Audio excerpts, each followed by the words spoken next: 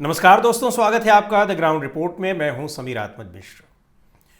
Bharatiya Janata party ने आखिरकार राष्ट्रीय अध्यक्ष की नियुक्ति ही कहेंगे, निर्वाचन अभी हुआ भी नहीं है, नियुक्ति की है कार्यकारी अध्यक्ष के तौर पर नितिन नवीन की। और इन्हीं को आप मान लीजिए कि अब आने वाले दिनों में राष्ट्रीय अध्यक्ष चुन लिया जाएगा। अभी मनोनीत किए गए हैं और फिर चुन लिए जाएंगे, यही होना है। ऐसे ही जेपी नड्डा साहब भी चुने गए थे, 3 साल तक उनको एक्सटेंशन मिलता रहा और अब जाकर अचानक ये फैसला किया गया। और ये एक संयोग है कि अभी बिहार में एक बड़ी जीत हासिल की है भारतीय जनता पार्टी ने, और कहा जा रहा है कि पूर्वांचल को साधने के लिए, युवाओं को साधने के लिए और भी कई समीकरण इसमें देखे जा रहे हैं कि क्या कुछ हो रहा है। लेकिन इस नियुक्ति में मैं फिर से यही कह रहा हूं कि ये नियुक्ति है और यही इनका ही निर्वाचन होना है। इस नियुक्ति में प्रधानमंत्री नरेंद्र मोदी की कार्यशैली, जो उनकी एक ट्रेडिशनल कार्यशैली है, वो बिल्कुल स्पष्ट होती दिखाई पड़ रही है। उसी का रिफ्लेक्शन यहां पर दिख रहा है। क्या ये नहीं कि वो चौंकाते हैं? चौंकाने वाली बात तो ये पूरी तरह से एक गैर लोकतांत्रिक तरीका है। यानी आपको लोकतंत्र में भरोसा नहीं है। लोकतंत्र में इसलिए भरोसा नहीं है, आप अचानक से चुनकर लाइए, लेकिन किसी को कानो कान खबर नहीं होती है। आप मात देते हैं कि किसी को नहीं पता चल पाया, हमारी पार्टी के लोगों को नहीं पता है, मीडिया को नहीं पता है। इसका मतलब हर जगह की एक्सेस आपने रोक रखी है। और ये भी है कि उस प्रक्रिया को तय करने में कितने लोग लगते हैं।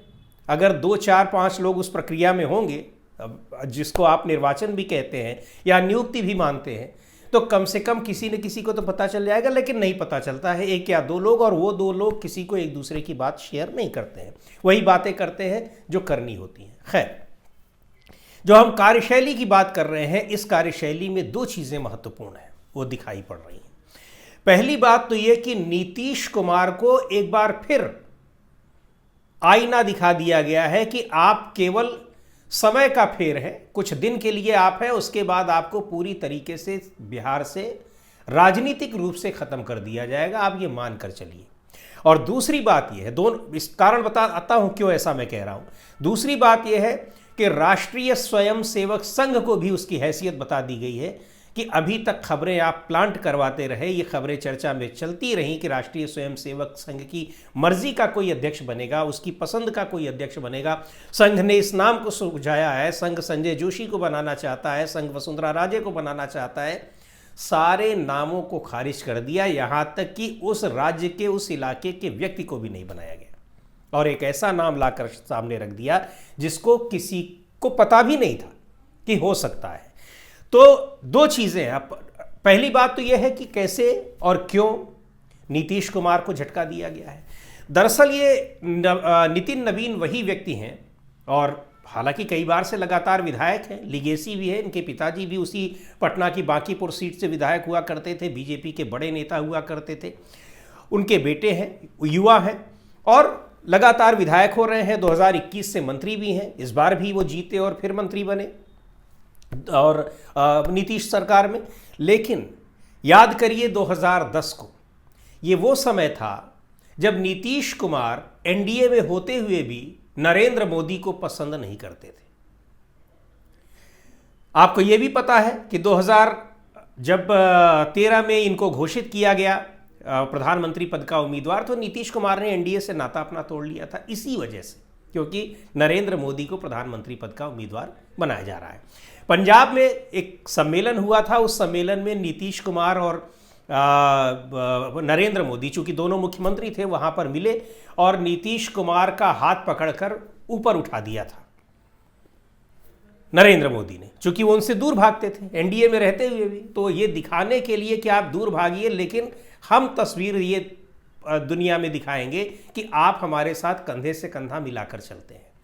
वो तस्वीर क्लिक हुई, हिट हुई, और सारी चीज़ें प्लान्ड थी। 2010 में बिहार में बाढ़ आई, बाढ़ के बाद बीजेपी का राष्ट्रीय सम्मेलन था।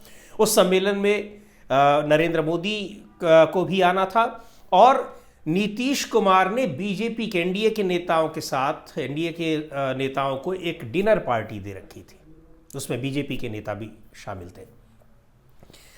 उसी दिन एक विज्ञापन अखबारों में छपता है और नीतीश कुमार के साथ प्रधानमंत्री नरेंद्र मोदी की वही तस्वीर उस विज्ञापन में बड़ी बड़ी छपती है जो पंजाब की थी, जिसमें नीतीश कुमार का हाथ अपने हाथ में लिए हुए प्रधानमंत्री उठाए हुए, जिस तस्वीर को लेकर नीतीश कुमार झेप रहे थे और उस तस्वीर को आने कहीं भी किसी भी तरीके से उसको पब्लिक डोमेन में आने से रोकने की कोशिश कर रहे थे अपनी तरफ से, लेकिन नरेंद्र मोदी की तरफ से वो बार बार लाई जा रही थी और वहाँ पर बिहार में लाएगी। और ये कहा गया चूँकि उसके पहले बिहार में बाढ़ जब आई थी तो बहुत रिलीफ पैकेज भेजा था गुजरात सरकार ने भी, और उस समय नरेंद्र मोदी मुख्यमंत्री हुआ करते थे वहाँ के। उस तस्वीर को उस अखबारों में विज्ञापन को छपवाने का जो काम किया था वो काम किया था नितिन नवीन ने। और वो विज्ञापन अचानक ऐसे नहीं छपा होगा, ये माना जाता है कि वो नरेंद्र मोदी के कहने से वो विज्ञापन छपा था। और इसका मतलब नरेंद्र मोदी ने अपना एक युवा कैंडिडेट, युवा नेता बिहार में उसी समय चुन लिया था जो उनके इशारे पर कुछ भी कर सकता है, और उन्होंने करके दिखा दिया। नीतीश कुमार इतने नाराज हुए, इतने गुस्सा हुए, इतने आग बबूला हुए, तब नीतीश कुमार की ये स्थिति भी नहीं थी। तब बहुमत उनके साथ होता था और इस तरीके से उनकी कार्यशैली भी थोड़ी अलग होती थी। एनडीए में रहते हुए भी वो अपने एजेंडे पर काम करते थे, बहुत दबाव में नहीं काम करते थे। अब तो वो पूरी तरह से बीजेपी के ही एजेंडे पर पिछले कार्यकाल से लेकर अब तक लगातार यही कर रहे हैं। तब ऐसा नहीं था। नीतीश कुमार इतने नाराज हुए, इतने आग बबूला हुए कि उन्होंने जो बीजेपी के नेताओं को, एनडीए के नेताओं को जो डिनर पार्टी दे रखी थी, उस डिनर पार्टी को कैंसिल कर दिया। ये विज्ञापन दिया था उन नितिन नवीन ने। उन नितिन नवीन को कैसे 15 साल बाद प्रधानमंत्री नरेंद्र मोदी याद किए हुए हैं। तो प्रधानमंत्री नरेंद्र मोदी का जो मैंने कहा ना, ये उनकी ट्रेडिशनल कार्यशैली, वो किसी को भी, उनके साथ जिसने अच्छा किया हो और जिसने बुरा किया हो, किसी को भी वो नहीं छोड़ते हैं, याद रखते हैं। लाल कृष्ण आडवाणी याद है आपको, नरेंद्र मोदी कैसे उनको याद करते हैं। विरोध कर दिया था जब उनको प्रधानमंत्री पद का कैंडिडेट घोषित कर दिया था। मुरली मनोहर जोशी बनारस से जब निर्वाचन उनको कैंडिडेट घोषित कर दिया कि नरेंद्र मोदी यहाँ चुनाव लड़ेंगे, गुस्सा गए थे और उनको भेजा गया कानपुर, लड़े मुरली मनोहर जोशी। लेकिन इन दोनों जो शीर्ष नेता थे बीजेपी को यहाँ तक पहुँचाने वाले, उन नेताओं को उनकी हैसियत किस तरह से बताई नरेंद्र मोदी ने, ये साफ दिखाई पड़ रहा है। उसी तरीके से जिन लोगों ने उनका साथ दिया था, उनको यहाँ तक कैसे वो आगे बढ़ाते हैं, किस तरह से पहुँचाते हैं, वो भी दिखाई पड़ता है। दूसरी बात, अब आते हैं आरएसएस की। आरएसएस को लेकर बीजेपी में और ख़ास तौर पर ये जो रिजीम है नरेंद्र मोदी के नेतृत्व वाली बीजेपी, इसमें आरएसएस से संबंध बनाया, भले नरेंद्र मोदी को प्रधानमंत्री बनवाने में बड़ी भूमिका रही, सब कुछ रहा, लेकिन आंकड़े 36 के ही दिखाई पड़ते हैं। बाहर से प्रधानमंत्री की भी कई बार मजबूरी हो जाती है। और 2024 के चुनाव से पहले जब 400 पार का नारा दिया, तो भारतीय जनता पार्टी जिस आत्मविश्वास में थी, उस आत्मविश्वास के चलते जेपी नड्डा साहब ये तक कह गए कि हमको ज़रूरत ही नहीं है आरएसएस की, हमको जितनी ज़रूरत थी हमने उसका फ़ायदा ले लिया, अब उसको भी मारो, हटाओ। ऐसे सीधे सीधे ये बयान दिया था उन्होंने, और किसी ने भी बीजेपी के शीर्ष नेता ने इस बयान का खंडन नहीं किया था, इंक्लूडिंग जेपी नड्डा। पर आरएसएस ने भी, ऐसा कहा जाता है कि जो 240 सीटों पर सिमट गई भारतीय जनता पार्टी, 400 पार का नारा देने वाली, उसके पीछे आरएसएस की भी बड़ी भूमिका थी। आरएसएस उसके पहले भी कुछ 2015 के बिहार चुनाव में भी आरएसएस की भूमिका को देखा जाता है, जब चारों खाने चित हो गई थी भारतीय जनता पार्टी। तो ये चीज़ें ऐसी हैं कि वहाँ पर आरएसएस को 240 सीटें पाने के बाद ये कहा जाने लगा कि आरएसएस की इसमें भूमिका थी, और तमाम जो विपक्ष की रणनीति थी, संविधान का मुद्दा था और किस तरीके से यहाँ संविधान को बदलने की कोशिश हो रही है, ये सारी चीज़ें अपनी जगह थी, विपक्ष का एजेंडा। लेकिन आरएसएस की भूमिका को भी बहुत महत्वपूर्ण माना जाता है बीजेपी को यहाँ तक पहुँचाने में। लेकिन उसके बाद जिस तरह से राज्यों के चुनाव बीजेपी जीती जा रही है, तो वो आरएसएस को आईना दिखाना नहीं भूलती है।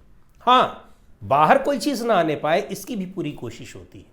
अब आरएसएस के शताब्दी समारोह में किस तरीके से प्रधानमंत्री ने प्रशंसा की, सारी चीज़ें रही, तो उससे ये लगा कि नहीं, बहुत अच्छे संबंध हैं। लेकिन हर समय आरएसएस को आईना दिखाने की कोशिश रहती है नरेंद्र मोदी की। और ये ज़बरदस्त तरीके से आईना दिखाया है कि राष्ट्रीय अध्यक्ष की नियुक्ति हो गई। और चूंकि नितिन नबीन का आरएसएस से कोई बहुत वास्ता नहीं है, वैसे तो बीजेपी में जितने लोग हैं सभी का आरएसएस से वास्ता है। नितिन नबीन के फादर भी बीजेपी में थे, आरएसएस में थे, तो ऐसा नहीं है। लेकिन एक होती कि करीबी होती है, या ये कहा जाता है कि ये आरएसएस के कैंडिडेट है, आरएसएस इनको बनाना चाहता है। जिस तरह से चाहे वो यहाँ तक कि शिवराज सिंह चौहान का भी नाम अगर आ रहा था तो उसमें भी आरएसएस की भूमिका मानी जा रही थी। वसुंधरा राजे में तो बिल्कुल पूरी तरीके से आरएसएस प्रोजेक्टेड ही है। और नितिन गडकरी बने थे जब, फिर तो उनके बनने की संभावना नहीं है, लेकिन जब बने थे, लेकिन चर्चा में नाम उनका भी था। नितिन गडकरी बने थे तो आरएसएस के ही व्यक्ति थे। इसी तरीके से जो एक और कुछ नाम यहाँ पर चर्चा में चल रहे थे उनको भी माना जा रहा था। संजय जोशी की तो खैर संभावना ना के बराबर मानी जा रही थी, लेकिन बीजेपी जब 240 सीटों पर आई, केंद्र में इस तरह से कमज़ोर हो गई, तो ऐसा लगा कि आरएसएस अब शायद संजय जोशी को महत्वपूर्ण पद पर, भले ही अध्यक्ष न बनवा पाए लेकिन राष्ट्रीय महासचिव बनवा लेगा, लेकिन वो संभावना भी खारिज हो गई। अब पूरी तरीके से कि जिसमें ये सीधे सीधे मैसेज जाए कि आरएसएस का कोई मतलब ही नहीं है राष्ट्रीय अध्यक्ष के चुनाव में, उनको नियुक्त करने में, ये मैसेज जाए, इसलिए उठाकर नितिन नबीन को ला दिया गया है। हाँ, इसके जरिए ये भी मैसेज देने की कोशिश की है कि कैसे आम कार्यकर्ता को नेता को, लेकिन आम कार्यकर्ता और नेता वो नहीं है, उनकी एक लीगेसी है, उनके फादर भी नेता रहे हैं, विधायक रहे हैं बीजेपी के। तो जिस परिवारवाद की बात करती है, परिवारवाद से ही उठाकर राष्ट्रीय अध्यक्ष बना रही है। लेकिन इसमें जो सबसे बड़ी मैसेजिंग है वो दो लोगों को है, एक नीतीश कुमार को और दूसरे राष्ट्रीय स्वयंसेवक संघ को, और दोनों के पास ये मैसेज बहुत बेहतर तरीके से पहुंच गया है। आज की वीडियो में इतना ही। अगले वीडियो में फिर मिलेंगे एक नए विषय के साथ, एक नए मुद्दे के साथ। द ग्राउंड रिपोर्ट के यूट्यूब चैनल को आपने अब तक सब्सक्राइब न किया हो तो ज़रूर कर लें। हमारे वीडियोज़ को लाइक करें, शेयर करें और अपने सुझाव भी हमें ज़रूर भेजें।